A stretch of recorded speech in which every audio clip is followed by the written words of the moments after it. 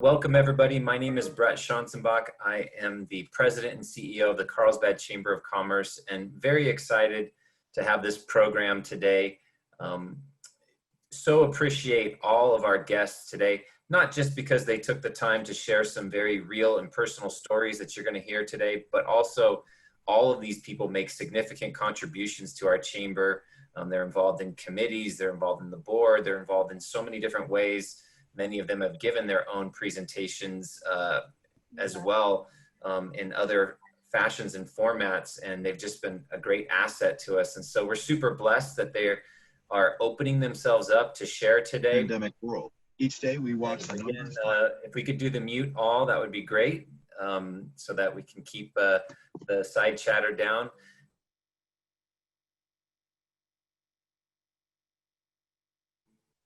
I'm going to introduce our moderator today. And unfortunately, I myself even have to jump off the call because I have to make an airport run of all things. But I look forward to seeing the video of this afterwards. So I'm going to introduce our moderator and then turn it over. Claude Jones is a seasoned technical leader with over 16 years of experience. He is currently the site lead for Walmart Labs here in Carlsbad. And for those of you that don't know, Walmart Labs is kind of the tech arm of Walmart. They're like the e-commerce backbone for them. But Claude is also the founder of the San Diego Tech Hub, an organization focused on changing the perception of the San Diego tech ecosystem. The focus is to be a conduit for change, connecting businesses, organizations, and individuals, leveraging their resources, passions, and talents to build a stronger San Diego tech community through collaboration. In Claude's spare time, he runs the Elevate Foundation, which is an organization he started on giving back to the community by helping others in need. And he also started the Practical Leadership Guide, which is Leadership Guy, where he offers services for motivational speaking, life coaching, and his leadership thoughts on common sense leadership techniques through his blog, and encouraging others to be the best that they can be. We're blessed to have Claude as a board member at the Carlsbad Chamber of Commerce and to have his insight and passion as part of us, and very excited that he has agreed to moderate today. He may or may not talk about that he recently engaged in a very personal conversation on this similar topic to this called Black Canvas, and I highly recommend you go out to YouTube and research it. It's a very vulnerable and excellent conversation that everybody needs to have in this day and age. And Claude, I am turning it over to you. Thank you so much for joining us today. Awesome, Brett. Thank you very much for the introduction. I really appreciate the opportunity to moderate this event this evening. I truly believe that events like these are needed to help spark the change required during these times of social unrest. I also want to thank the community for joining. I've heard this has been an outstanding turnout today. And the fact that you're here to take the time to learn about some of the obstacles and biases that African Americans face within the business area and just their journey towards entrepreneurship is the first step to change. So thank you very much for spending the time to be here to learn. So we are going to get right into it. Let's see. I'm assuming everyone can see my screen okay. The agenda for today, we're going to spend 30 minutes with the panel discussion. And then we want to have about 15 minutes for Q&A. The idea here is that we want to make sure that we are encouraging thought, open conversation. And then we want to have 5 minutes for some resources to share and just some final thoughts to close. Now, if the conversation happens to go a little bit over, we want to be respectful for the time. So at 12:30, we will be ending. But if there are individuals who would like to stay because the conversation is fluid and you want to get some more information, our panelist has agreed to stay in the extra 15 minutes for you all. So we're extending that opportunity for folks. All righty. Now, some ground rules. The goal for today is about bringing awareness. Bringing awareness about the issues that the Black community, the entrepreneurs face, specifically in business. There will be things that we'll talk about that'll be new, that might be uncomfortable. Embrace it. I want you all to have an open mind. Use this time to listen, acknowledge, self-reflect. This is going to help you when you start thinking about changing the perspectives on how you might think about things and help formulate questions that you can ask the panelists during the Q&A session. And then make sure that you're patient. This is something that's going to take, it's a journey. It's not going to be solved overnight. The key is to identify how you can be a solution to the problem. That's what the key is for today. So if we're all good with these ground rules, we're going to go ahead and get started.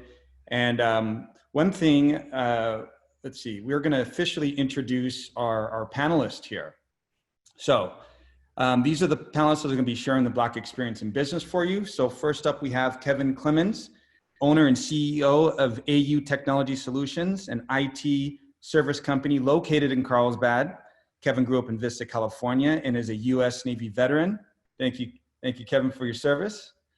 We have Stephanie Barneburg, CEO of Sparkle Freshness, an innovative cleaning company located out here in Carlsbad that specializes in helping business owners and office managers maintain a spotless workspace in a sustainable way. And then we have Alexandria Renée Polstra, I'm sorry, is the CEO of ALL Maven and principal findthemaven.com or findthemaven.com. Her company focuses on brand consulting, marketing and design, digital media, and business development, helping businesses and individuals reach their maximum profit potential. Thank you, powerhouse panelists. Really appreciate you being here to share your experiences today. Now, the thing that we're going to do that's a bit unique with this format is we want to combine fact with actual experience. And the goal here is that as part of this panel discussion, we want to give our audience a 360-degree view on how you should look at the perspective from the Black experience. So this is what we're going to be doing. So the first question we're going to be focusing on is overcoming name bias. Now, if I were to say the name Jamal or Deshaun, what is the first thing that pops into your mind? The first thing. Is it, wow, that's a unique name. That sounds like a Black name. Or I would love to name my daughter or son that name. What's the first thing that pops into your mind? And you know, when I started doing some research on this, there was a study done, and job applicants with African-American names, they had to apply 50% more to jobs just to get a callback. White names with criminal records were more likely to receive a callback than Black names without a record. This pattern has been so widespread that you have minorities that tend to, and this is a new term for me, whiten their resumes. And it pretty much meant that they were deleting certain things that kind of flagged what their race might be, just so that they had the potential of trying to remove that barrier to entry of trying to get a callback. Just insane. So Alex, I'd love to push this first question to you. Tell us about an experience you had when trying to find a job, and have you ever felt the need to whiten your resume in fear of being rejected? Thanks, Claude. So the answer is yes, I have felt that. And for me, I was actually whitened at birth. So my family was well aware that this is an issue. So when we were going through the naming process, I was specifically given a non-ethnic sounding name and also a non-gender specific name. So my name is Alex, which could be equally male or female, and definitely would not be categorized as a Black sounding name. So, and that's the same thing for me and all of my siblings. So I have a sister, I have two sisters and a brother. Our names are Sydney, Casey, and Devin. So they could be gender either way, but more importantly, they were not very ethnic sounding names, because my mother was very well aware that in the job market, if your name sounds a certain way, people perceive you a certain way. And we do that all the time in our culture. So before I even made my first step on this earth, I was already whitened. I was already going to have a name that would make sure to give me an advantage when I'm going out there and applying for a job. And so these are things that I've had to experience and do all the time, making sure, you know, you sound white enough, or, you know, as they like to categorize it. I've always been told a lot, well, you don't sound Black, or I didn't know you were Black by your name. And so this is just something we have to deal with on a regular basis. And I did the same thing with my son. I mean, I named him after my grandfather, but I was not going to give my son an ethnic name. It was either going to be a biblical name or like an old world name, but even just down to naming my own son, I wasn't going to give him an ethnic name because I did not want him to face that discrimination. So it goes on generation after generation. Yeah, I think it's so powerful. When you were describing this, I was thinking about what people really have to think about. When you have a child and you think about naming your child, a lot of people say, oh, I want to pick this name because it reminds me of this, or, you know, a special moment that we might have shared. And, you know, and here are your parents and what you're thinking about, let me make sure that I have a non-ethnic name so that at least we have a chance to have some stance of equality. Yeah. It's crazy. I think the other thing that's interesting is you talk about, you know, the generation and the history. So, you know, a lot of times if we don't know our history, we don't know where we came from. So now if we're masking that history, you know, just for some level of, you know, security or support, just to help us get by, we've now lost everything. Our names are now hidden.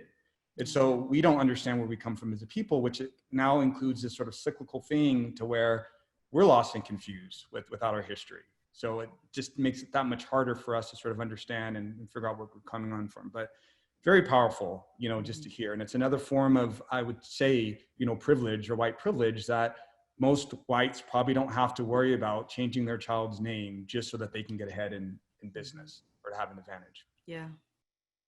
All right, thank you for sharing that.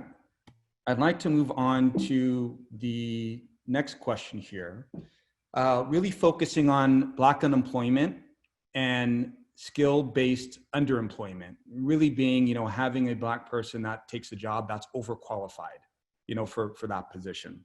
So when I was doing some research on this particular topic, I found that Black workers are twice as likely to be unemployed as their white counterparts at almost every education level that you could see here.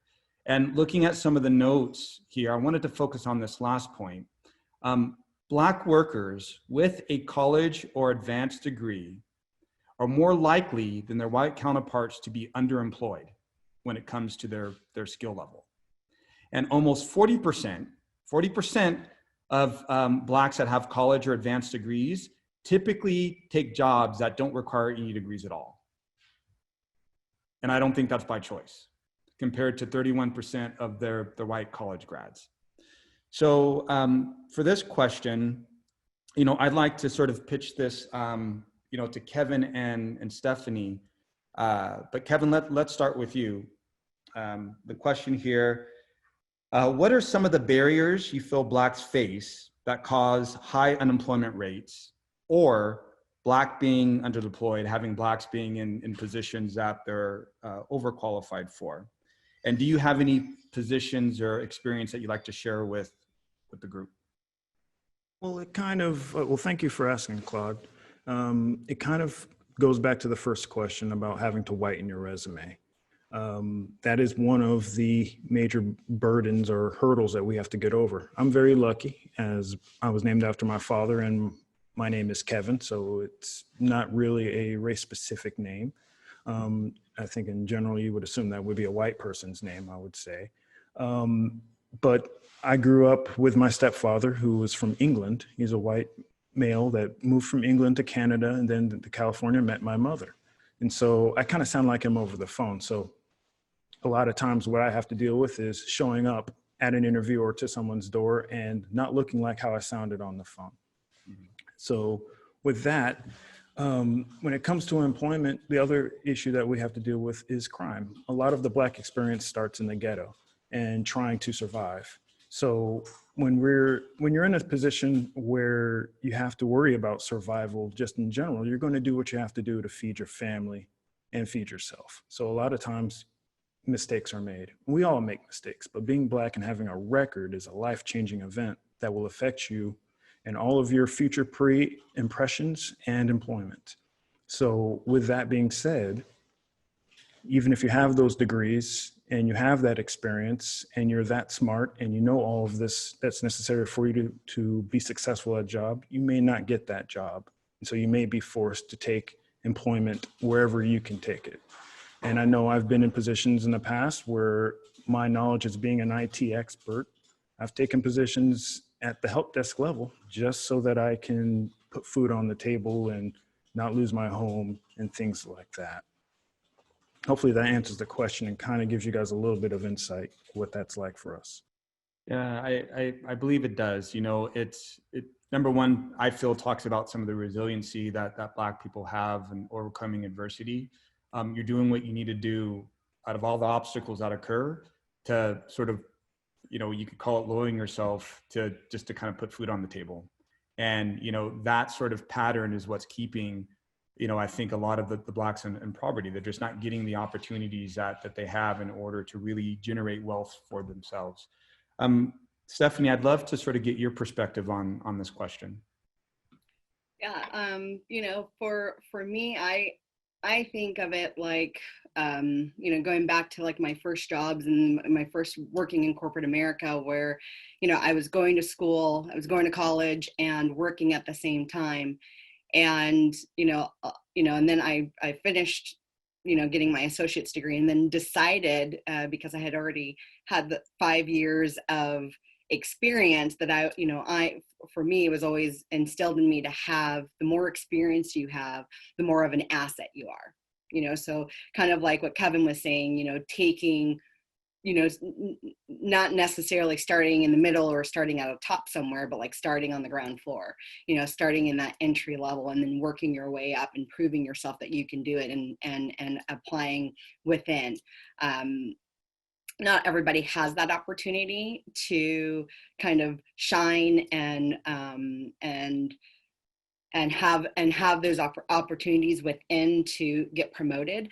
You know, I've fortunately enough have been able to get promoted and work hard, and being able to, I would say, look at it differently, as far as, you know, well, you know, I don't have, you know, on my resume, I don't have a, you know, a 4-year college degree. You know, I don't have that, but I do have, you know, 10 years of experience in leadership or in management, or I do have this. So being able to equate it, to leverage it in a sense.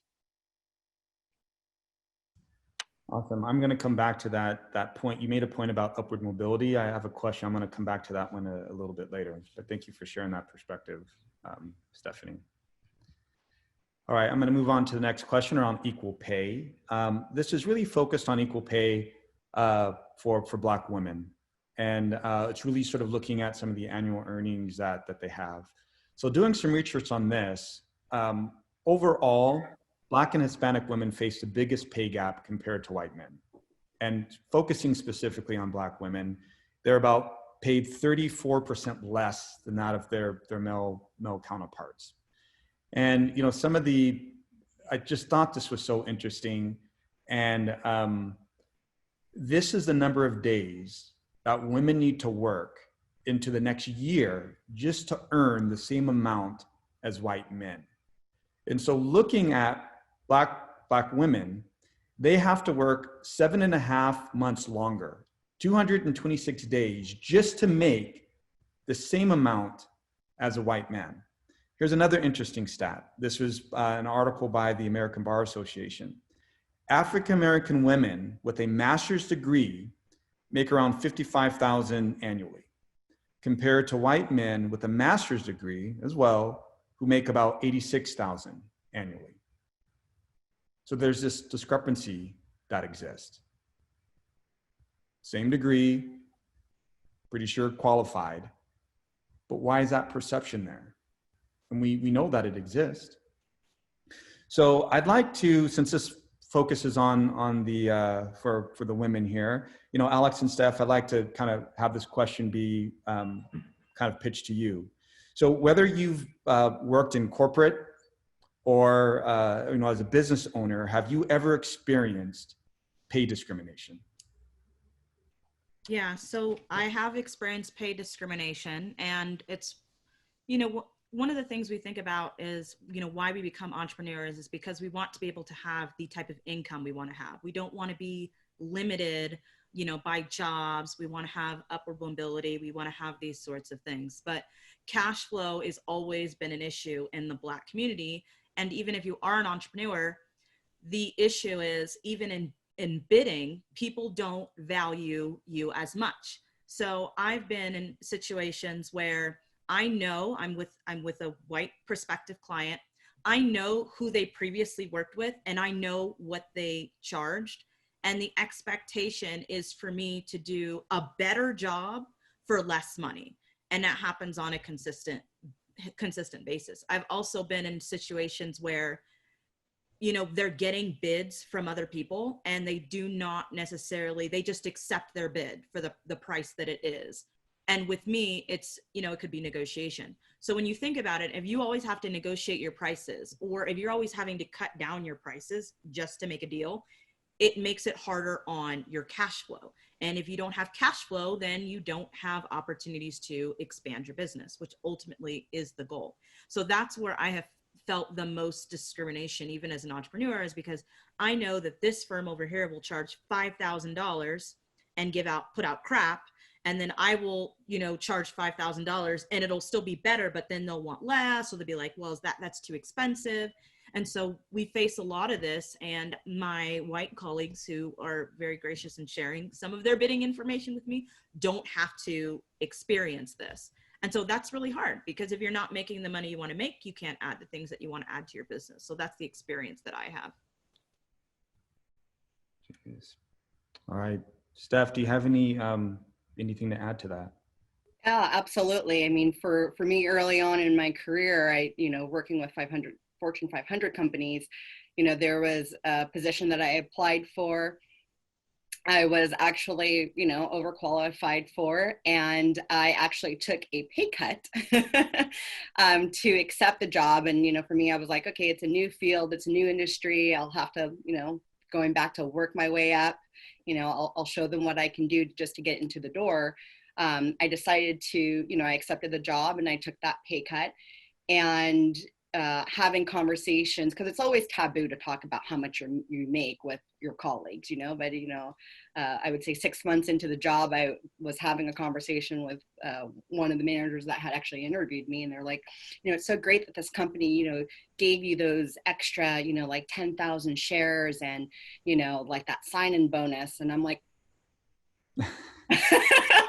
I must have missed that memo. I did not get, you know, 10,000 or 15,000 shares to sign. I did not get a 15,000 signing bonus. And even within that position, it was a guy who had taken on a different location, but a white man who had taken over that area got all of those things plus $20,000 more than what I was making. So there's a huge pay discrepancy. I mean, we all know that even from gender, you know, men versus women, but even within our community as well. Yeah. You know, as both you and Alex were talking, the thing that was coming to my mind was the feeling of not feeling valued. And imagine just walking around and whoever you interact with, and you're putting your best, and you know you're putting your best. And no matter what you do, you will never feel valued or equal. And that's something that I feel that Blacks face a lot.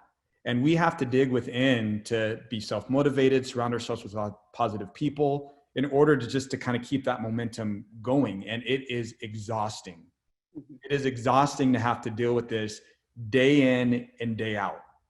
And, you know, for the panelists on the call, I don't know if you ever feel like getting up someday and it's like, do I really have to deal with this crap, you know, today? Like, why can't it just be something easy? And so when we talk about, and I'm not saying that people don't struggle, but we have to, there are just extra things that we have to take into account just to survive. And it's a heavy weight. So, you know, there are a couple things that mention about, you know, upward mobility, you know, getting in, you know, taking sort of a pay cut just to kind of get our foot in the door and really having to prove ourselves to kind of get to the next level. And, you know, this leads into this next question around upward mobility, being recognized, for the work that you're doing, the skill set that you bring to the table, and how difficult is it to move up, the corporate ladder or just in business in general. So doing some research around this, Black women and women with disabilities face more barriers to advancement, Yes. get less support from managers, Yes. and receive less sponsorship than other groups of women. And looking at, some of these, I'm not going to read through all these, but two that just stuck out to me. For every 100 men promoted to manager, only 60 Black women are.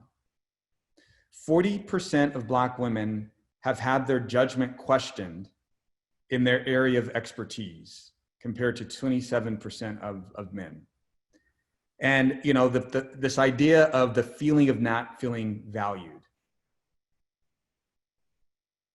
So, again, Alex and Steph, I'm gonna be picking on you here. Have you experienced any barriers in your career advancement or lack of support, on the job or things that you're trying to do? And if you have, how did you overcome that? I can go. Yeah, I've definitely have gone through that myself personally. Looking at being promoted, I was working for a company. I'd worked my way up, doing different positions, and an opportunity was available like here locally, and I wanted to transfer, and it was like perfect. I was using an internal system to kind of search for things. And, my boss ended up making a call to that location, got me set up with an interview. Interview went great. At the time, the manager was like, if I could hire you on the spot, I will, but let's go through the proper channels. And I was like, great. And, I go back to work that Monday and, looking at, okay, let me talk with my HR. Let me make sure everything was going like this is going to be perfect. And went to HR and said, hey, I went to, I went to La Jolla, did this interview and it went great. This is the position, blah, blah, blah, blah. And, dead in my face looked at me and she's like, you're not getting that position. You did not go through the proper channels, which meaning like I didn't ask her permission or, which wasn't the case, but it's like, she's like, no, you're not getting that position. You have to go through the proper channels. And I'm like, okay, well, I'm like thinking in my head, I'm like, okay, well, we're a company, we're a huge company, and you're advocating for promoting within. Obviously the head honcho here called his buddy there, said, hey, I've got a perfect person for you, qualified, this would level up, right? And just because of the biases that this individual had the power of like, nope, it's not going to happen. And it didn't happen. And, the way that I overcame that is like, you just, I think like how we all wake up in the morning, we're like, okay, something better or bigger is going to come around. When one door closes, another one opens. And, obviously that's led me to where I am today. But yeah, it's hard when you've got people who, have the authority to say yes or no, and it's clearly defined by either who you are, has nothing to do with your qualifications, just whether or not they like you or not. And that can be based on anything. Yeah. Man, I was taking some notes. Alex, do you have anything to add to that? Yeah, so for me, about being able to advance, I was taught very on, if you're Black, you got to be twice as good. You can't just be great. You have to be the best. And so my mom, again, knowing the type of world that we live in, made sure that I was not just good at everything, but I was great. I was like a straight A+ student, not A's, but A+.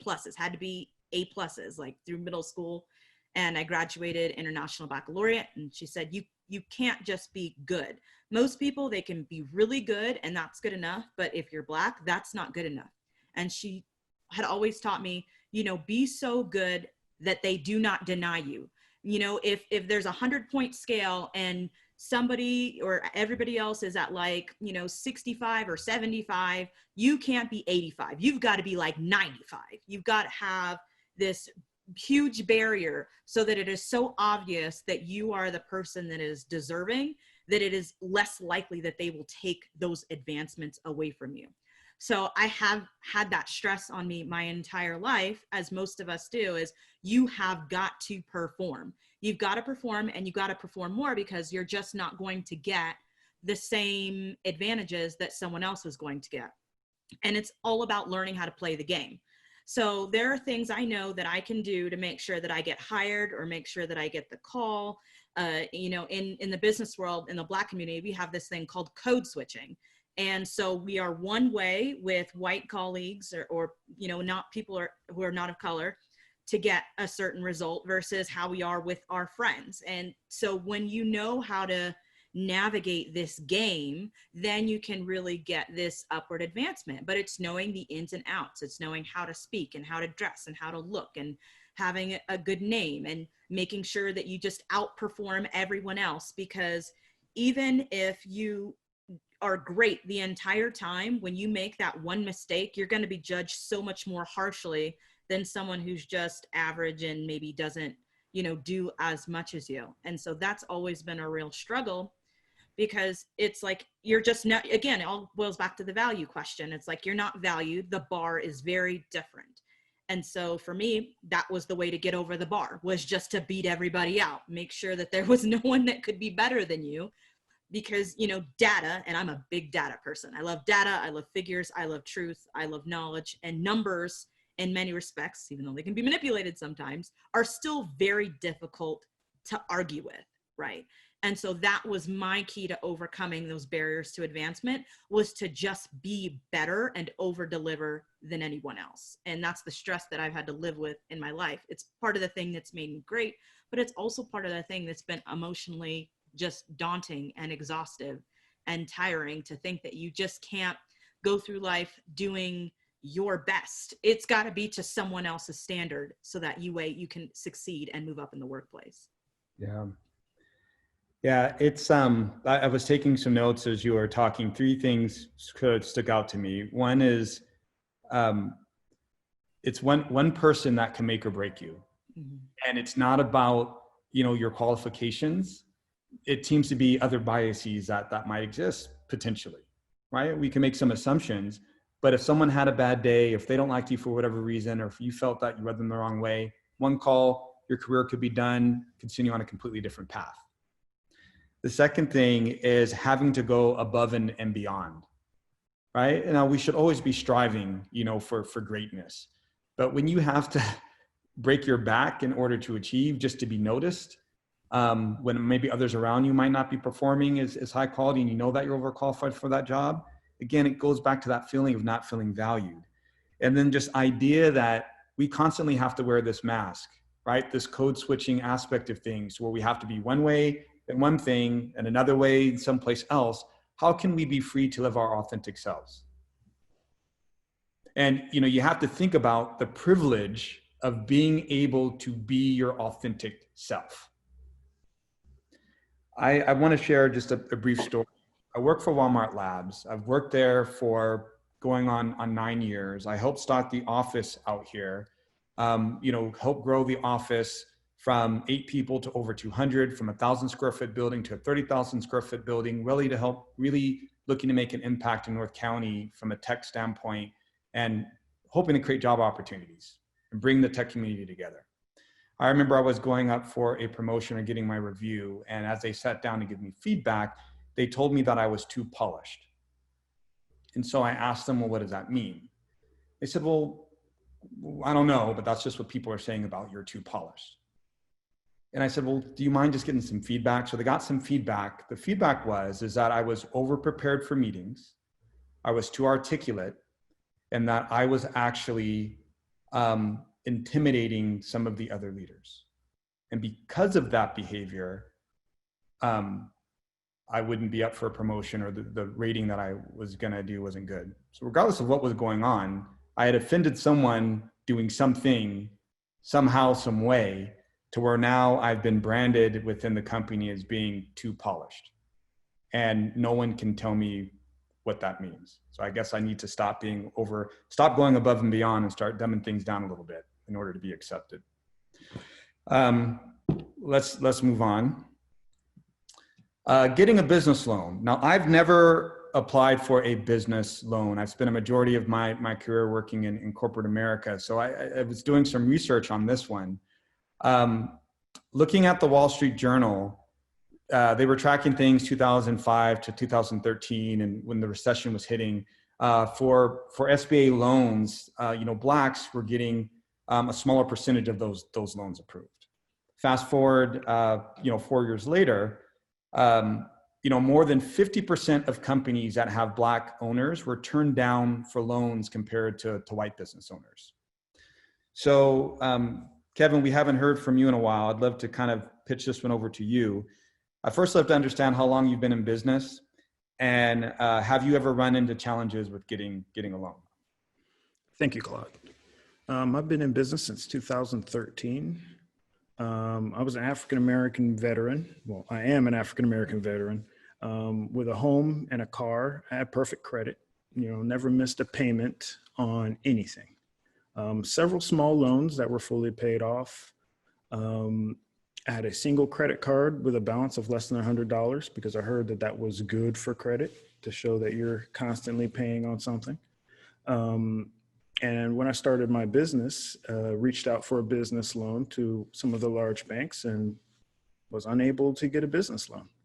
Now I could get a loan, right? But not a loan from one of the large businesses. So I'd have to go to someone a little bit more predatory.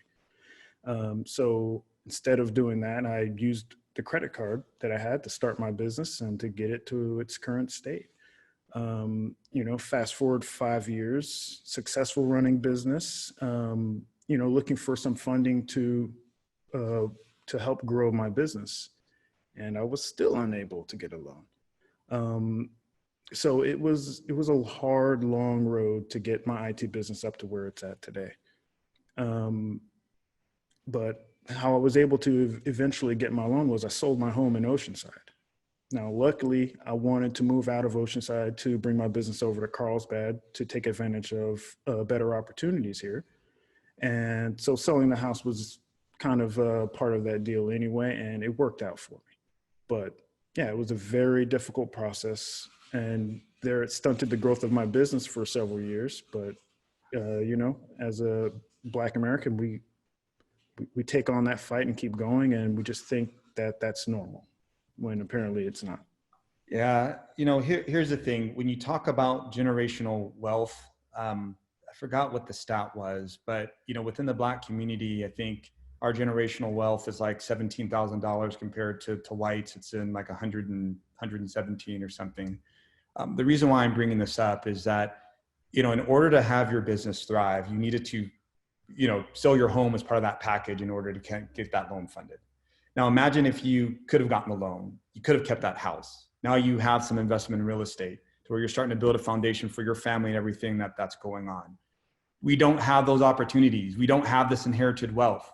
And what you all are doing right now is you're helping to build that foundation for your future, right? So that your children can start building a foundation and having that be carried on. So I applaud you for the things that you're doing, but you have to overcome so many obstacles just to get to where you're at today. And it's a struggle. Steph, I'm going to pick on you for a second with, the loan thing. I'd be curious to see, with your family-owned business that you have, was it difficult for you to get a loan at all? I have a financial background. I worked in the banking industry for over 11 years. I kind of know the game. And, what Kevin is speaking to is extremely real. We do have banks that are supposed to be giving back, and, they do. And we have like the CRA, which is the Community Reinvestment Act, and they're supposed to be helping businesses in those communities, and it doesn't always happen. And when I first started with our business, I was like Kevin, I'm robbing Peter to pay Paul. I'm, I didn't apply for any business loans. And then after a while of getting myself established, because you're also in that reality of like, well, I hear that they never approve anybody. You know what I mean? I hear that it's so hard to get a business loan when you're first starting out. And yeah, you could go to SBA, but SBA is only going to give you this much. And then, what is the interest rate on that, right? So, for me, I decided to kind of wait a while and to see what I could do on my own. And, then I eventually applied for a business credit card, which I had, I love American Express. I had a business, an American Express card. But then you realize, oh, I've got to pay that off at the end of the month, so you go from like not being able to borrow any money to like all of a sudden having, if I wanted to go and buy a yacht tomorrow, I could, but then I'd have to pay that, off at the end of the month. So it's kind of like a weird situation where there was no middle, there's sometimes for me, I haven't had the experience of here's $100,000 to get your business started, or here's $100,000 to keep your business going. And you can pay this over time. Here's your setup payments.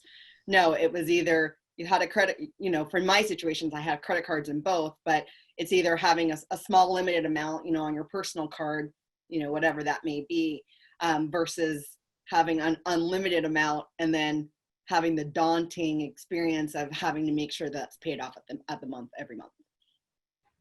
Okay, this is great. We are running, I want to keep us on track, just to be respectful for the attendees' time. Everyone, this conversation has been great. What I'd like to do, I'm going to skip some of these questions. We did have some questions around, mentorship in the Black community, challenges with growing the business. But what I'd like to do is maybe jump to open the floor to the audience to see if they have any questions that they would like to ask you all. We'll spend, maybe we can eat into our close time a little bit, but just kind of open it up to the floor and get questions from the community. So what I'm going to do now is I'm going to stop sharing. And I see that we have Chris raising his hand. And so Chris, let's do this. Why don't you go ahead and ask your question, Chris Ryan, if you want to unmute, and then I'm going to scan the chat to see if any questions have popped up there. And then what we can do to facilitate, if we can raise your hand, we can get some participants. And Carolina, if I could get your help, and for individuals that are raising their hands through Zoom, if you don't mind calling out their name, and we can facilitate the Q&A that way, or put your question in the chat window and we'll be monitoring that as well. Sound good? Sounds good. All right. Chris, you're on, man. All right, Claude, thank you. And thank you guys, all of you panelists, for sharing your experience with us. Whoever says there is no white privilege has never been in a meeting like this. I can't even fathom that comment. But a question, and I expect, you'll speak from personal experience. I don't expect a monolithic, all Black people feel this way kind of response. But for somebody who's in a business or in a committee that is seeking diversity, and yet we live in a community that's not terribly diverse, whether it's Black or any person of color, Asian, whatever, is there an appropriate way to recruit? And is there an inappropriate way to recruit if you would like to invite somebody of color to be a part of your committee or be a member and provide that insight? Oh, I can go ahead and chime in on that. So I know we're in Carlsbad, and the population I'm not sure what the most recent study says in terms of population numbers, but the last time I checked, there are technically only like 1,100 Black people actually living in the city of Carlsbad. So that's not a lot of people. And then you got to split like half of those off to be like, under 18, right? So what do you do when you want to be in a diverse, environment, but you literally just don't necessarily have the diversity to pull from? And so there's a couple ways that this is handled. One, it really does depend on what type of business it is. If you're a larger company, when you're out there doing your recruiting, some people are willing to move to the area to, come to the area and pay those salaries. So it really, if you're a business that can afford that can afford to have someone come into your establishment, then look at recruiting just outside of your local arena. See if there's other people out there that'd be willing to move into your city, because obviously it's much harder to put people in a diverse company if you don't literally have that diversity in the city. So that's one aspect. The second thing you can do is actually look for those minority organizations in your communities. Find them and market where they are. Put flyers up where they are, join their community list, partner with them. So what little, even if there isn't that much diversity, then at least you have this area where you can pull from. And we've got lots of local organizations that do have, Blacks, and I'm not just I don't just want to speak for Blacks, I want to speak for Hispanics, people with disabilities, veterans. When you want to have a business that represents what America looks like in all these wonderful cultures and backgrounds, you have to be where those people are. So that's something that you can do. And you can start by checking with things like big national organizations like NAACP, or, you can go on the local level and look at what local organizations there are for the community. So that's the best way. In terms of the recruiting, that's a good question. I'll probably let someone else chime in on that one. Be upfront and tell them you're trying to increase diversity and that their voice matters. And having someone like them on your board or in your group is important to you and your members because of the diversity and the experiences they bring. Being upfront with people and telling them your intentions is always okay. I do want to speak towards bringing someone from outside of the city in. You guys will change lives. I do say my success is very, very important. It's tied to my stepfather taking me out of Bakersfield, California. Being able to grow up here where there is opportunity rather than in Bakersfield where there wasn't much is all the difference. My friends and family that are still there in Bakersfield, nowhere near the amount of success that I've been able to get. And I mean, I'm just very, very lucky. So thank you. Okay. There was one question that came in, a couple questions that came in through the chat. So one was, where can Black business owners get a more favorable financial assistance to scale their business? Any thoughts from the group? There are actually, I just put it in the chat, but there are actually banks dedicated to loaning to Black businesses. And I didn't even know that was a thing. So, they're not, I don't know about any specifically in Carlsbad, but there are actually banks dedicated to making sure that Blacks have more a level playing field in terms of getting those loans and getting access to capital. So I have never taken out a loan with a bank that's dedicated to that. One, because I didn't even know that was a thing. So a lot of things that are available to Blacks are also going to be based on the type of city that they live in, the population. So access is a hard thing as well. So there are actually banks that are dedicated to that. And that's where I would assume that most of the favor would be found, would actually be in a Black bank. And as far as other banks, I'm not really sure.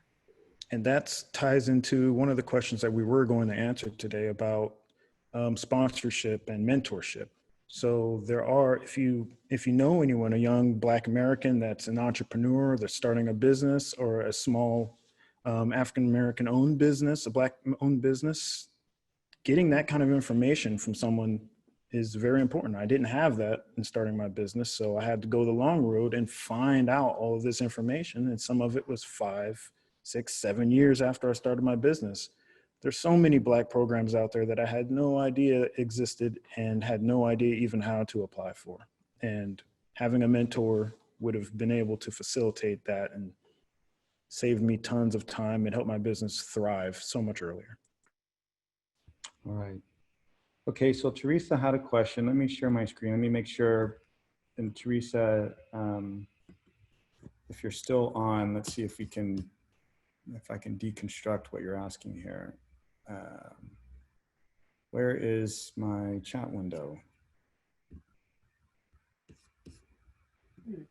Can someone? Yeah, I'm still here, just so you know. Do you mind asking? Yeah, so it was towards the beginning. I think that it was the one that you're currently, that one, This one here? yeah, I believe it was that one. And Okay. as you were explaining it to the one that's on the right, you see where you have white men, and then you have 42 days, you have 100 days, 226 days, and 307 days. Yeah. So it's mind-boggling to me as to why the comparison between white, I happen to be white, but between the white man and the white woman. And then I noticed that the Asian women, it's only 42 days. And then when you were going through and explaining the loan process, again, the Asians were right up there. So can you, yeah, that one, yeah. So why is there that discrepancy looking from the outside in? And that's the only way I know how to explain it. So is the question on not focusing on, not highlighting, white women in some of the? No. I'm just talking about women. I see your comparison between white men and women in general, you know, but I'm wondering why what I'm wondering is why the Asian women, it only takes them 42 days, whereas to the rest of us, it takes us more days, for lack of a better way to describe it, across the board. I can chime in on that if you're I'll be quiet now. wondering why. Yeah. Well, that was my question. Why did they get ahead so more quickly than the rest of us women? So It has to do with stereotypes. Oh, Claude, do you want to take that one? Oh, please. I'll chime in after you, Kevin. It has to do with stereotypes.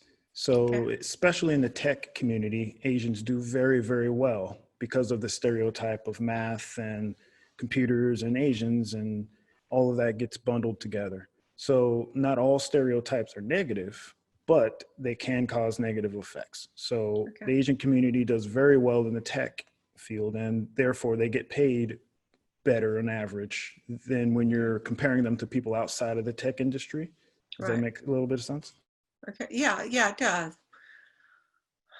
Yeah, so that would be the first part. And I feel carrying along with that same theme, you're going to see that here as well. Looking at Asian businesses along that way, the stereotype on, hey, they're smart. This again perceive, hey, they might be smarter than some of these other races. They looked at more higher based on that stereotype. So if you're going in for a loan, if someone had looked at a Black person trying to start a business versus an Asian person that might be considered smarter or could manage money well, that's another stereotype with Asians, is they manage money well. You could start seeing how some of these biases might play a role into people making the decisions to get loans approved. Okay. Well, thank you very much for kind of cleaning that up, because that was kind of, I'm looking at it, I'm going, okay, why is there that discrepancy between that, so thank you. And what I'd like to say, these are the types of questions that need to be asked. And I applaud you for asking that question, right? You saw something, you were trying to figure out like, well, why is that? You're seeking knowledge to get understanding to help change your perspective. Like that, these are the exact types of things. And I don't know if it was comfortable for you or not, but thank you very much for asking that question. You're welcome. And thank you for hosting everything. And this is very informative, so thank you. Not a problem. Really appreciate the chamber and the panelists today. They've really helped pull all this together. Okay, let's see. We are, so we have 3 minutes to close. Now, for those that like to stay on, there are a few more slides that we have. So what I'm gonna do quickly, just in case for those that need to go in the next 3 minutes, I'm gonna share some of the resources that we have. And then for those that would like to stay, we'll pop back over to the Q&A, and we'll stay on for another 15 or so minutes based on panelist availability. That sound okay? Fine. All right, so let me share my screen again. And let's go through a few things here. Okay. So how can you help? You all are doing a majority of these things, seeking knowledge, taking the time to understand, the current situation, what's going on, because this is going to help you understand what's happening in the present. That'll help set the foundation to change things in the future. So seeking knowledge and attending more things like this is great. Open your sphere of influence. You know, talk to some Black people. If you haven't talked to Black people, figure out what's going on, expose it. You know, think of it as like traveling to another country. When you go to another country, you experience new things. You don't need to travel to another country to talk to Black folks. We got a whole bunch here. You know, let's experience them, understand them, build relationships. Self-reflect with a lot of the information that you have right now, digest it, learn from it, identify opportunities where you can make a difference. And I'll share some of those things in a bit. Change starts with you. Be a living example for the actions that you do, and start walking your truth based on the new perspectives and understanding that you have. And then just remember to be patient. A lot of what we're doing right now is changing cultural and social norms that have been in place for centuries. So a lot of this isn't going to change overnight. You know, we've been conditioned subconsciously for a lot of these things. I believe we're going to be sending out this deck for all to have as well, and I believe we're also recording it. But there's some links to some books, some movies. We have an action sheet that was put together, and we have some sites to donate. And I do want to kind of quickly go through,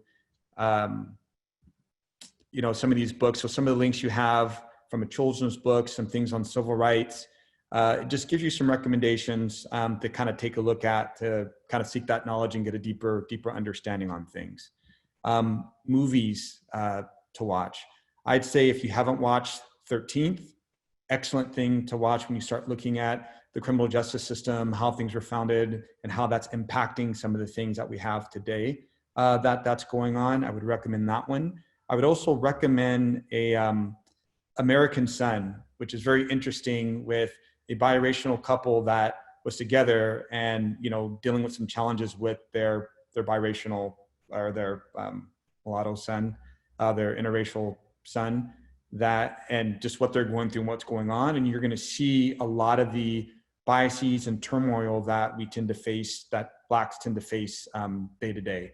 So these two I would recommend. Let's see. I forgot, Priya Patel, I'm not quite sure if I'm pronouncing her name correctly, had started this wonderful, you know, data sheet that outlines organizational support, you know, donations, mental health resources, you know, what you can do. So this will be included as well. I believe this is an ongoing list that is being created. So another great resource for you. So that's that on that. Okay. So we're at 12:30, so I'm going to stop sharing now.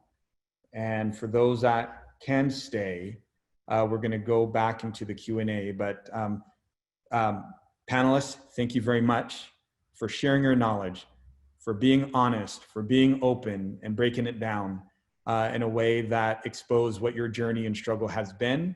I think the thing here is you're already successful, you're already doing your thing, and you're paving way for the future. So really appreciate you being leaders within the community, especially in North County.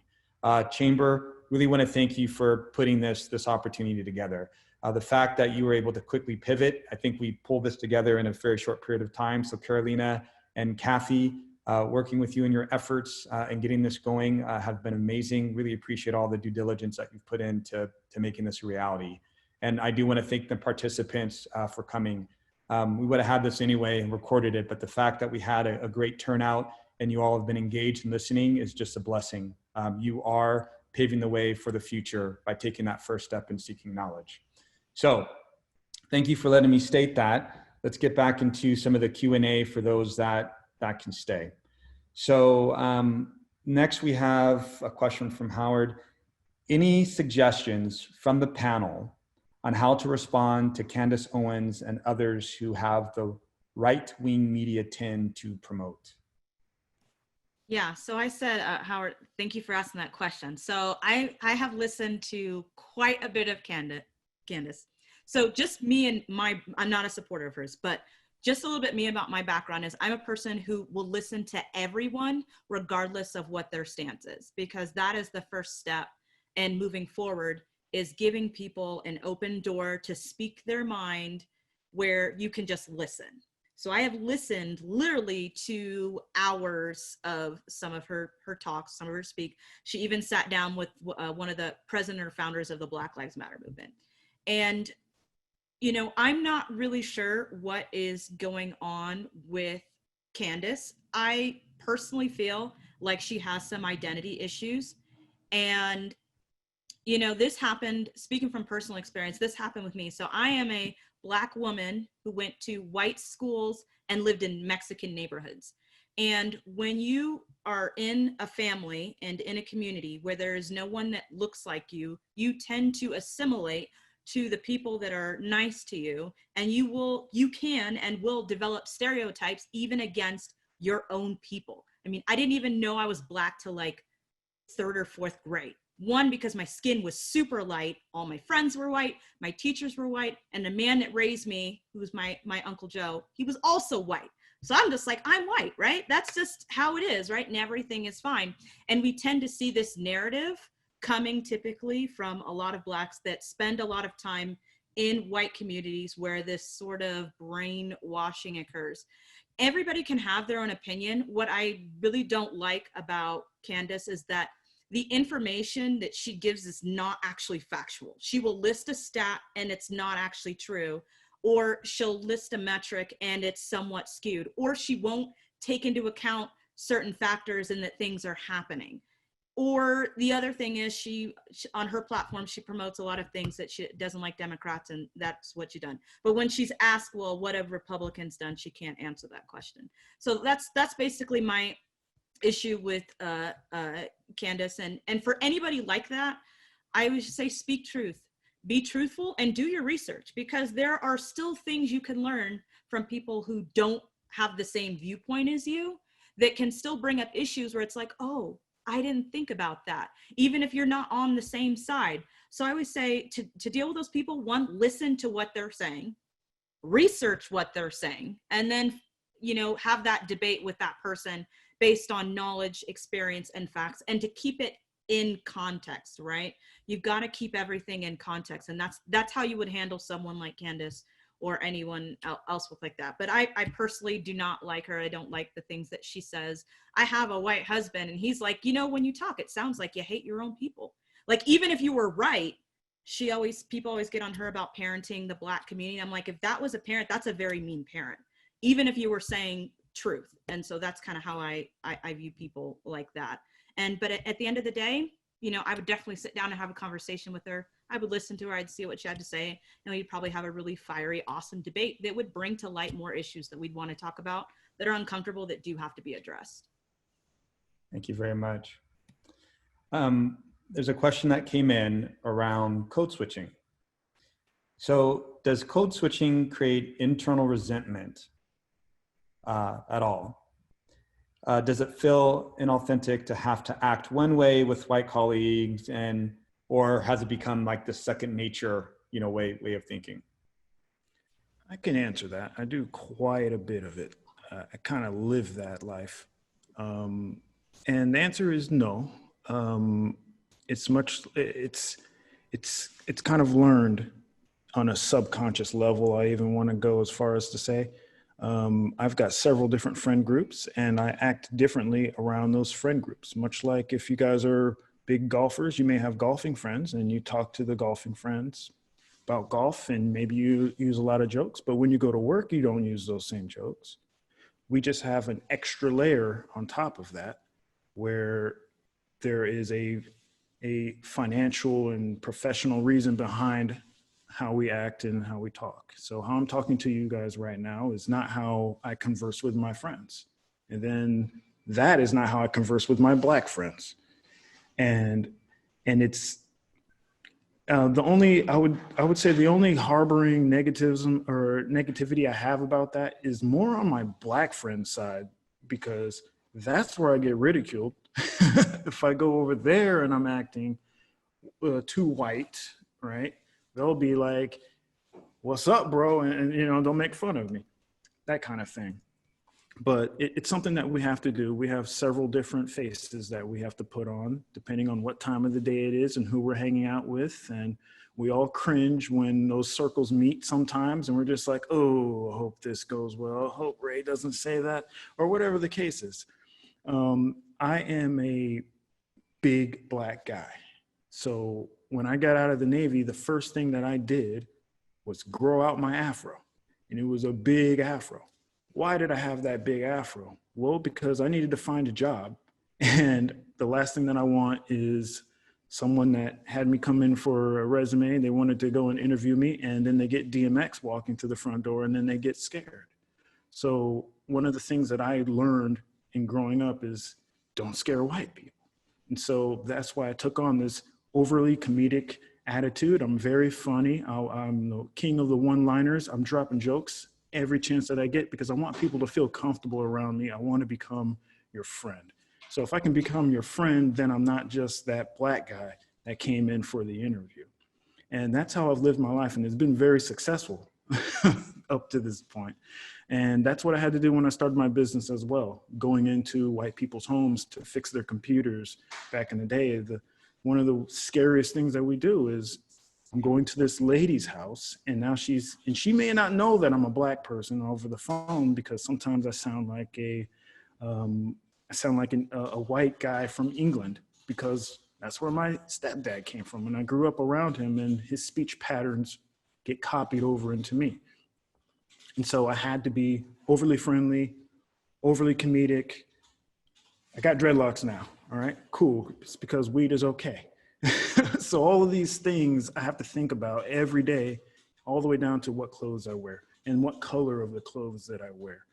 And so, yeah, hopefully that kind of answers that question. And along with, I'm trying to keep it short and concise so we can get as many questions as possible. But hopefully that answers your question.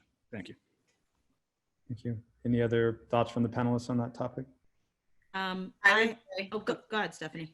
I would say for me, code switching, like, is there any resentment? It's something kind of like to Kevin's point, it's something I grew up with my whole entire life. Half of my family is white. It's not that I never saw race, because I could see that I'm a different skin tone than my family, and my grandmother is white and my husband's white, and it's all by marriage. But you learn to adapt, I would say, from a young age. At least for me, I learned to adapt at a very young age. So is it being inauthentic? No, I'm still my authentic self. I think as a woman, I have a different experience than Kevin, because he's a black man. So we definitely have different experiences, and probably even in business had to change those systematically, going from job to job or place to place, or the environment. I think our environment has a lot to do with who we are, our experiences. I haven't had, to change that much, because I grew up in, a middle America, you know what I mean? I grew up in middle white America, as if you want to call it that. So it's like, I didn't have to, also to Alex's point, like I didn't have, that many people around me that were in low income areas that I had to be like, okay, well, I can't talk like this. I can't talk with slang, and I can't, no, my grandfather was, was from Cornell University. And, when I would say like, hey, people say I talk funny. He's like, because you're educated and you don't speak with slang. Like, no, that's, you're talking proper. You're brought up to talk proper. Black people just, that's not the norm, is to speak with slang. Speak with slang. That is just a stereotype. And that was something that I learned very young, is that there is a white America and then there's a black America. And I've been fortunate enough to not always have to experience living in black America. So there's no, it's kind of like, it's grown for me, like, this is just who I am. And I'm in a point in my life where it's like, you take it or you leave it, and so it's, I don't have to kind of go back to like, gotta going to offend this person. You know, I treat everybody the same, and I live by that golden rule: treat others the way that you want to be treated. Yeah. So for me, like, I want to bring up one thing Kevin mentioned was the hair. The hair is a big deal for Black women. And so we can't wear, you know, in many areas, if we wear our natural hair, we will be discriminated against. This is not my natural hair. Although I have some people, Black people in my family that have this hair. Black comes in all different types of shades. But even just down to the hairstyle that you pick, how you talk and how to approach people. I grew up in North County, you know, I'm a SoCal locale, and, you know, like I said, all my friends were white. I like NSYNC and the Backstreet Boys, my teachers were white. And, you know, I pretty much, by definition, lived a white life, less the color of my skin very early on in terms of things that I was exposed to. And I did have resentment. I did have these weird internal identity issues because I would be stereotyping my own people. And I literally had to reverse that and change that in myself in some regards. I found myself judging my own people based on my own experience. So for me, I'm a never quit, pull yourself up by the bootstraps, and who cares what other people are doing to you, because you're going to come out on top. Because my family is just the type of family that we are going to push and be the best regardless, because the world is ugly and it's not going to be nice to you. You know, we have the talk. Everyone hates you, nobody likes you, and you're going to get slighted. So get over it real quick, learn how to adapt and go forward. So, I mean, I code switch on a regular basis. And there was a part of me that didn't know, is when I talk like a Valley girl, is that Alex, or, you know, is that my personality, or is that just something that I've now assimilated to? Because I've gotten my entire life over the phone, you don't sound Black. And, you know, I never really knew what to say to that until somebody said, just ask them, what does Black sound like? That catches everybody off guard. But everybody in their mind, when they talk to me, and it's a thought, even if they don't speak it, it's a thought that comes to their mind. You don't sound Black. And I'm like, well, what does that mean? Because I speak English. I mean, do you think that, you know, Blacks don't speak proper English? And then also just dismantling the fact that just because someone speaks a little bit differently doesn't mean they have less education. Just because they don't sound like you doesn't mean they're not as smart. And so having to break down those types of stereotypes are really important. But the appearance is a big issue because we're taught, don't scare white people, right? Don't be too ethnic. That's different. They don't like that. Sound this way. Don't do this. It's scary. All, again, to play the game and to advance my career. And I put these things into practice on a regular basis, and they work. And it's unfortunate, but it's truth. And so I hope to create a world where people don't have to do that. People don't have to do what I do or what Stephanie does or what Kevin does just to make an advancement, that we can just be ourselves and not have to worry about how we answer the phone, or if I want my name to be Laquifa or whatever, which people would enable as a Black sounding name, you know, then I can do that. By the way, side note, go to PBS, Say It Loud. There's an excellent 5-minute video on Black sounding names you thought were Black sounding that were actually not, that were like biblical and stuff like that. That's a stereotype I had to get rid of my head, thinking that certain Black names are Black. They turned out to be biblical or Irish or something of that nature. And then they were just assimilated into culture. So that's a really great channel to check out. So very comprehensive. Thank you. Thank you all. So I'm getting some messages that are, and I know we're at time here, but I was getting some messages that, can we share the panelist information? So between the video and the PowerPoint that we need to send out, being able to share the panelist information. I had something from Lisa Rodman who said, I have a really amazing IT person. He came to us 8 years ago. I think he would totally benefit with a mentor like Kevin. He's phenomenal. He's 33. I've connected him with many companies, nonprofits, etc.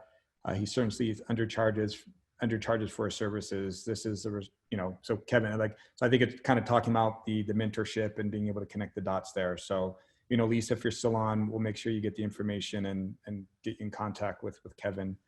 I'm just kind of scrolling through. Please feel free to share my information with anyone that wants it, whether it's for mentorship or if you guys have additional questions and maybe you're too embarrassed to ask. I am an open book and I want to share with as many people as possible. This is about my third one of these, so I'm out sharing a lot. It helps me and it helps everyone else, so I'm all for it. Awesome. Thank you, Kevin. All righty. I think we are winding down here. If there's anything that anyone would like to share before we go from the audience, or any last minute thoughts from the... I do have one thing I'd like to say. For a lot of times I get this from people when I'm talking to them about race issues, and I'll get the, I don't see color. And what's important is that you guys need to see color, right? So when I hear that, what I hear is, hey, there's a protest going on and but I'm not looting, right? Well, it doesn't matter. If the person right next to you is doing it and you're seeing it and you're not seeing it, then that's a problem. So it's the same with the race and seeing race. You guys need to see it so that you can see when it's being used as a weapon against the people in your community, okay? So many times racism has come into my life, and maybe life would have been a little bit easier for me, or a lot easier, if someone else that was there saw that and stepped forward and said, hey, that's not right, don't do that. Or, hey, that's not fair, pay him the correct amount that he's supposed to be paid. Or, hey, that's not okay, that's his parking spot, or whatever the scenario is. There's all these little microaggressions that happen in all of our lives that eat away at our souls every single day, tiny little things, and we're just sitting here thinking, I can't believe I have to deal with this again. It's 2020, and I can't believe this lady's yelling this at me in a parking lot, or whatever the scenario is. There's 1,000 videos you guys see on the internet. And in regards to the people that have lost their lives in just the last month, imagine if there was one more person there that had some kind of influence that could have stopped that from happening. But we all see it, we all know it exists, and we all need to come together and say that it's not okay. And thank you guys for giving me the time to share with you. Good afternoon, everyone. This is Karen. Hey, Karen, you're cutting out a little bit. Oh, I'm sorry. I want to thank you for having this panel. I didn't know that there were beautiful young people in Carlsbad. My son went to Army Navy Academy. He made history. He was the first African-American cadet to serve as chaplain for 3 years. For the last 6 years, I've been trying to start a scholarship to help the other African-American cadets and have a memorial building named after my son, so the cadets that go there can feel that they are welcome. And someone completed the whole school and was what they call the NIC. You know what that means? Anyway, but yeah, he made history there. In fact, when he enrolled, they thought he was white because his name was Rory. They had no idea he was a Black cadet. That was interesting. But yes, my daughter is famous. My daughter is the singing voice of Nala from the Lion King movie. So that was, I always taught my children, you had to learn America's education and then bring it back to us. And before my son passed away, he was a youth pastor and traveled to all of the juvenile halls around the country. Because he, on his last sermon, he talked about, it was good that Barack Obama was president, but 1/3 of the juvenile halls was made of us, and that wasn't right. But you can go to RoryGrahamJr.org, and I'll take everybody to lunch on me if you can help me with this foundation. It really would be nice. I'll take everybody to lunch on me, and you can contact me at Karen Diane @att.net. But this was beautiful. I stopped what I was doing to watch you guys. I'm 65. I can't go anywhere, so I've been on Zoom for the last 3 months. But you guys are beautiful. God bless you. Please contact me at KarenWilliamsGraham@gmail.com. Please, I would love to talk to you more. Thank you, Karen. So much. Yeah, thank you. Absolutely. Thanks. And when you listen to the Lion King, the original one, that song, I Just Can't Wait to Be King, is my daughter. That's my favorite Disney movie. But thank you. It was wonderful to go to Europe. Well, Karen, thank you so much for sharing your thoughts, some knowledge. I'm pretty sure, Carolina, we have her information. I mean, as part of the attendee list, so we can get that sent out. So we'll definitely be in touch. You're doing some great things. It's great to hear about some of the history that you shared with us. Well, anytime. As soon as this quarantine thing is up, I'm coming by to visit you. Wait a minute. I'm a member of the country club, so we can all have lunch on me. I'll be there. All right. Well, thank you all. It looks like the questions have died down. And again, thank you, Chamber. Thank you, panelists. Thank you, attendees. And I know we'll have some communication going out as part of the PowerPoint and then the contact information in addition to the video as well. That'll be shared. That's right. On behalf of the Chamber, I want to thank everyone. I want to thank Claude. Just to give you a little bit of perspective behind the scenes, when we knew we wanted to do something and we wanted to do it right. And we had seen Black Canvas, and we knew immediately that we had to reach out to Claude for guidance. And so some people had asked me a long time ago, like, what can we do? What can we do? And the first thing that came to my mind is reach out to your Black friends, reach out to the Black business owner, reach out to your contacts and start a conversation. I'm sure Stephanie can tell you the first time I called her to talk about this, and and it was very awkward, but it's been one of the most rewarding conversations I've had recently. And so that's what I would say. Keep the conversation going, stay engaged, and give us feedback so what we can continue to put out this programming. That's all I have to say. Thank you.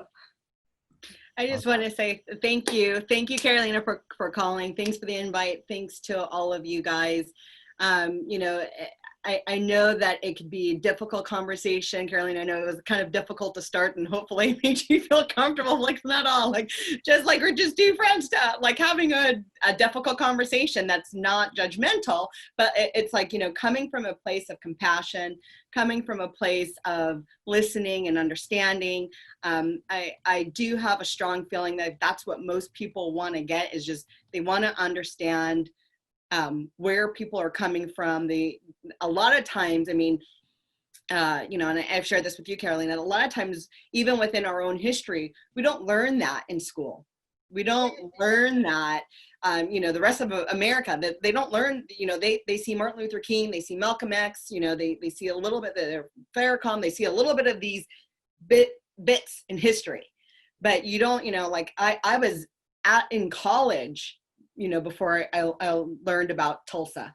I was, I think I was in my late 30s before I learned about Rosewood. So it's those things where we have to kind of go back and even for me, and I can speak for me, re-educate myself on a lot of Black history that has been going on for the last 400 years that we haven't been privy to, because you're not going to learn that in your high schools and your junior highs and in college. You know what I mean? So I'm so grateful for the Chamber for really putting this on and really wanting to have this type of platform. This is where change is going to start. And I'm hoping that it just doesn't end here. We continue to have things like this. We continue to have discussions, and that, people start to get involved however they can. So thank you. Yeah, thank you guys so much. And I think all of us have dropped our information in the chat if you want to reach out to us privately. All of us have been, this isn't the first time we've done this. So being people in our community, a lot of us are having these forums and panels. So if you have, as Kevin offered, I'm sure that offer stands for me and Stephanie as well. If you want us to engage in more of these conversations, please reach out so that way we can keep it going. We host our own panels. I know Kevin did one last week. I hosted another one for another organization last week. I have one coming up. So, it is important to keep the conversation going, because a lot of things, they happen and they die out. And so don't be a part of that. Don't be a part of something that just dies out. Decide what you're going to do, having this knowledge and information on how you plan to move forward and enact change in your community. If you don't like what's going on, what part are you going to play? And it doesn't have to be like everybody else's. You don't have to necessarily go out, start a foundation and do all these, crazy things. It can start with you. Again, it start with asking your friends. It can start with supporting Black businesses or buying Black, or donating to the North County African American Women's Association, helping get women scholarships. So there are all these different places that you can start. And when the slide deck is sent out, there's some resources on there as well. But yeah, definitely engage us, get engaged in the community, learn your history. Black history has been hidden. Yes. So from Black people, so it's been hidden from everybody. And every single one of us, I learned something new, almost every single day. And I'm like, man, I'm Black and I didn't even know that. What do you mean? And I feel, makes me feel horrible. At the same time, realize that there was and is active movements to suppress history or change history. So be aware of that, keep that in your mind, that you've got to seek this information out, because in many cases it's not going to be freely given to you. So yeah, those are my 2 cents. About Black history, if you want to know about Black history, I'm doing a segment on my show called Ask Mama G every Sunday night at 7 o'clock on Facebook Live, because I went to the George Ford rally and I told the young people that the plasma blood transfusion was started by Black doctor Charles Dewey. Do you know this old white lady did not know that? So I said every week I'm going to do a little Black history segment.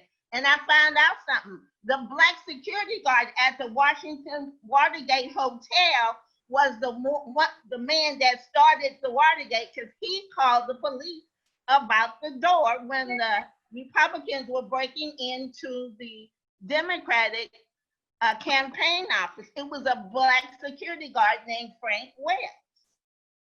So I am researching my Black history every day to show it on my podcast called Ask Mama G, and I'm going to tell everybody this was wonderful, and I hope I can be the mother of the community to you guys, because I'm 65 and all of y'all look like y'all could be my babies.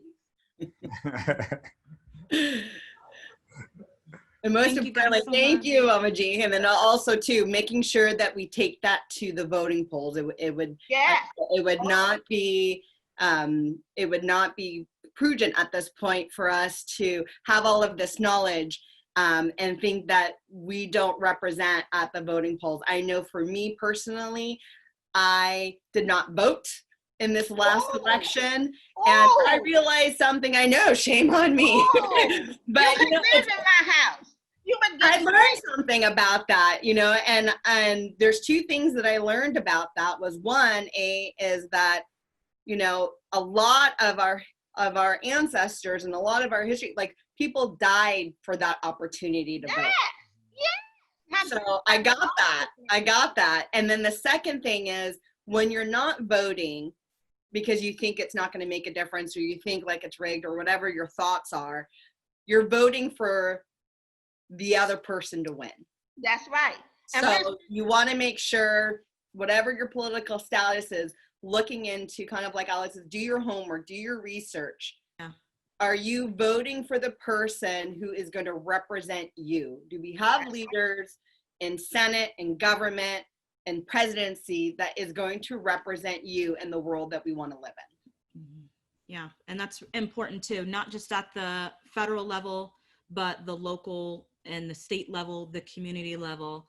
I know in Carlsbad City Council, I think that was last year, the year before last, there was a new mandate or something that was passed down that was changing the way the voting structure was going, where the lines were going to, in an attempt to, what I understand, I still have to do a little bit more learning about it, but to make voting more fair, for more representation. So just be aware that, your vote does matter. It does count. So, and if anything, just remember that someone died for you to have it. So even if you don't like the options that are on the table, I'm a firm believer in that, you need to vote, even if you don't like somebody, you can write people in, but you need to exercise that right, because not everybody had it. Somebody died so that way you could have that. And that's not just for Blacks, that's for women, that's for a lot of other groups.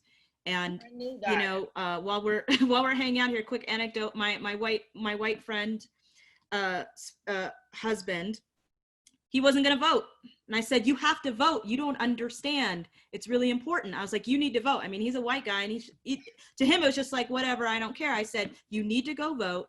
It's really important." So he got to the poll. He went to vote, and then the poll worker told him that he couldn't vote because he wasn't in the right precinct. Now, I was a poll worker. I volunteer in Carlsbad for many years, and the number one thing about a poll worker is everybody gets to vote. If they don't have the right information, they get a provisional ballot. You leave it up to the registrar of voters to determine. That's But right. when then they told him he couldn't vote, as a white man, he called me. He was broken. He was like, "Alex, they told me I can't vote." And that was a big wake-up call for him, because he's like, "I've never had that experience. Imagine what it's like. You get to the polls and you can't vote."